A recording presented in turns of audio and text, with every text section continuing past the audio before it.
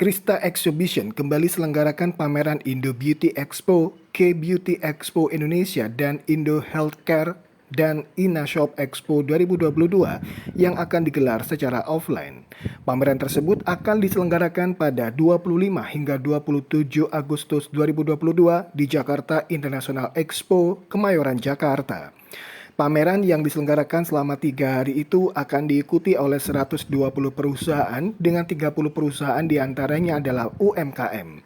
Para peserta yang tergabung menampilkan berbagai kategori produk dan peralatan di bidang kecantikan serta kesehatan secara global, mulai dari perawatan kulit, make up, perawatan rambut, spa and wellness, farmasi dan kedokteran, pengobatan tradisional, berbagai mesin produksi dan pengemasan produk, hingga estetika. Pameran Indo Beauty Expo, K-Beauty and Indo Healthcare Expo 2022 yang telah diselenggarakan ke-12 kalinya itu digelar secara offline sehingga para pengunjung dapat bertemu secara langsung B2B dan mencari solusi terkait kebutuhan bisnis. Pameran Indo Beauty Expo, K-Beauty, dan Indo Healthcare Expo 2022 ini akan diselenggarakan bersamaan dengan InaShop Expo 2022, yaitu pameran internasional yang telah diselenggarakan ke-5 kalinya untuk peralatan dan teknologi retail. Chief Executive Officer CEO Krista Exhibition, Daud Dharma Salim, dalam press conference secara virtual hari ini, 22 Agustus 2022 mengatakan pameran tersebut diharapkan mampu mendorong tumbuhnya sektor industri kecantikan karena berdasarkan BPS, kosmetika yang masuk dalam sektor industri kimia, farmasi dan obat tradisional tumbuh 9,61% pada tahun lalu.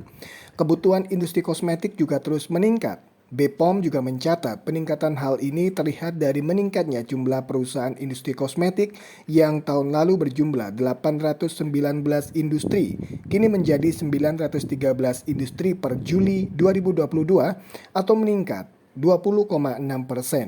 Peningkatan didominasi oleh UKM sebesar 83%.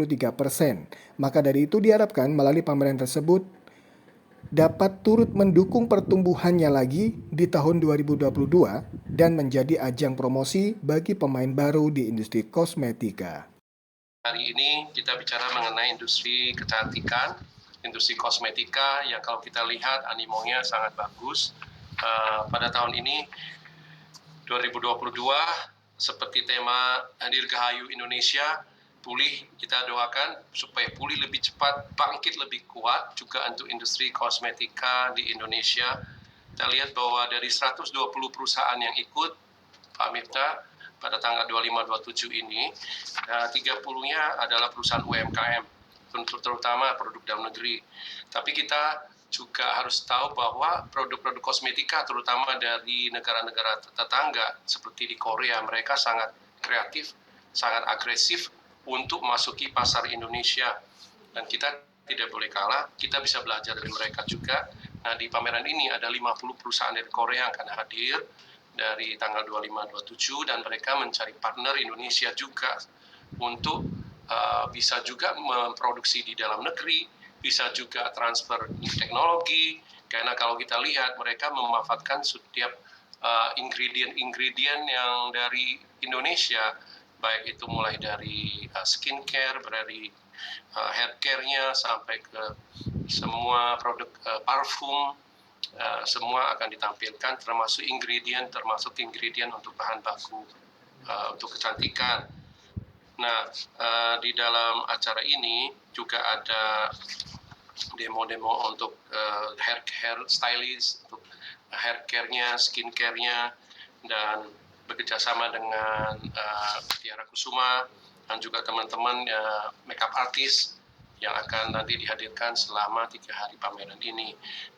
Baik semua teman-teman yang telah hadir di pers bisa informasikan bahwa industri kecantikan kita ini dengan penduduk kita yang segitu besar itu adalah pasar yang besar. Jadi Indonesia harus memiliki produk-produk unggulan dari setiap baik itu untuk hair care-nya, baik itu skin care-nya, ya apalagi nanti menjelang tahun 2024 bahwa semua produk kosmetika diwajibkan juga memiliki sertifikat halal. Jadi akhir kata saya kira saya sampaikan congratulations, terima kasih untuk semua pihak yang telah mendukung suksesnya acara Indo Beauty, K-Beauty nanti tanggal 25 sampai 27 Agustus di J-Expo Kemayoran. Dan sekali lagi sukses dan selamat berpameran. Dan tentunya acara pameran ini tetap menggunakan prokes baik untuk pengunjung yang sudah daftar secara online maupun mereka yang hadir di lapangan. Nanti semua prokesnya sistemnya sama saat kita berkunjung ke shopping mall. Jadi ada peduli lindungi, ada cuci tangan, dan habis itu mereka akan scan untuk dapatkan badge untuk masuk ke lokasi pameran.